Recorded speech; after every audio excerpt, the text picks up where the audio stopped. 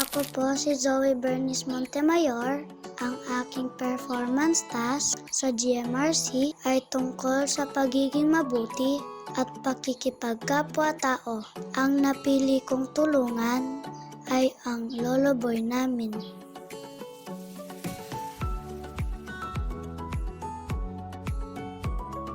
Siya ay 76 years old at isang tricycle driver.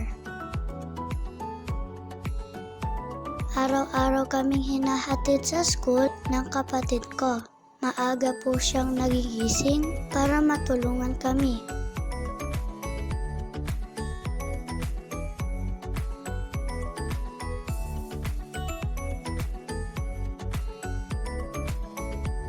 Bilang pasasalamat, binigyan po namin siya ng pagkain.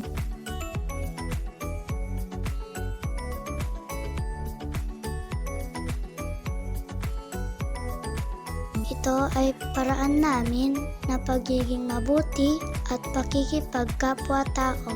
Sa paggawa po nito, natutunan ko na mahalaga ang pagtulong sa kapwa. Kahit sa simpleng paraan, napapasaya natin ang ibang tao.